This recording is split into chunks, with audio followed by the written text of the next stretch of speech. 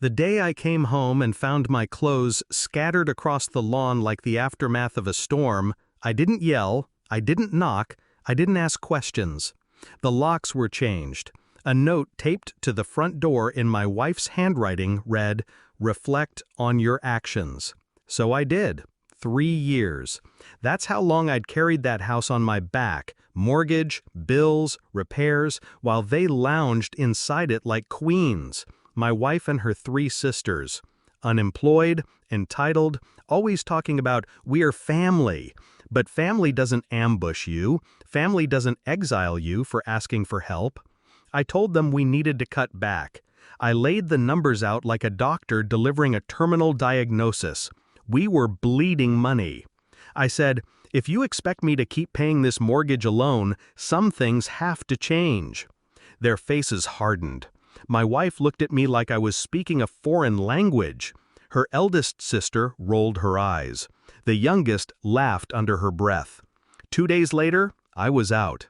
We weren't always like this. In the beginning, it was just me and Lena. We were in love. We talked about building a life together. Then her sisters moved in temporarily after a bad breakup. That temporary turned into permanent the moment they realized I'd never say no. I should have. But I was raised to protect, to provide. They took that nature and gutted it. I slept in my car that night. You think you know pain until you see your reflection in the rearview mirror at 2 a.m. and it looks like a man who let love blind him. That was the moment it started, the shift. I didn't get mad, I got methodical. Step 1, I called a lawyer, the kind who works quietly and smiles like a shark. Step 2, I stopped all auto payments, mortgage, utilities, everything tied to my accounts vanished overnight. Step 3, I pulled every transaction from the past year, every spa day, delivery, subscription, all under my name. They spent thousands under my roof and my silence. I wasn't silent anymore. I began documenting, screenshots, voice recordings, security footage. I knew they weren't just living rent-free. They were using my house for their little side hustles, illegal rentals, private parties. They bragged about it on social media. Lena even posted a story, "Men are replaceable. Houses aren't." That one I printed out and kept. A month passed. I played ghost. No calls, no begging. Just a man watching from the shadows while the walls around them cracked. They had no idea the mortgage had lapsed, or that the electricity bill hadn't been paid, or that the HOA was getting complaints. The first letter came in, foreclosure warning. Then the second. I watched them panic online, ranting about how the bank messed up and this system is broken. No, sweetheart. You broke it when you thought I wouldn't fight back. Then came the legal strike. My attorney filed for separation of financial responsibility, submitted evidence of exploitation, and here's the kicker, ownership dispute. Turns out I added Lena's name to the deed, but not the sisters, and I still owned 75%. We made a quiet offer to the bank, bought back the property through a third-party LLC I formed just for this. The house was technically no longer mine. It was my company's. And that company served them an eviction notice.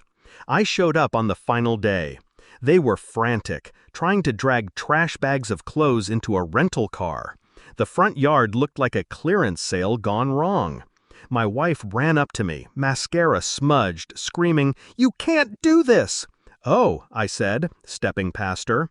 But I did. Her sisters started yelling too, threats, insults, crocodile tears. The neighbors watched from across the street like it was a reality show finale.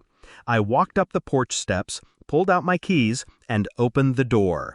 "You changed the locks!" Lena shouted. "No," I said calmly. "I changed the game." Inside, the place was trashed. Scratched floors, stained counters. Didn't matter. The locks clicked shut behind me. They stood outside, stunned. Exiled now. Poetic. Through the glass, I looked at Lena one last time. Her mouth moved, How could you? I didn't respond. But in my head, I whispered, reflect on your actions. It took weeks to restore the house. I renovated room by room. I burned the sheets, repainted the walls. I purged it of their scent, their chaos. I never answered Lena's calls. She sent messages, some angry, some apologetic. I didn't care. She taught me a valuable lesson. Love without boundaries becomes servitude.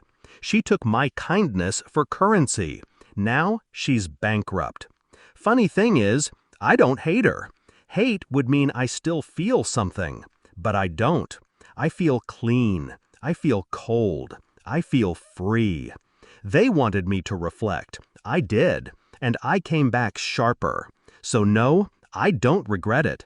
I just regret not doing it sooner.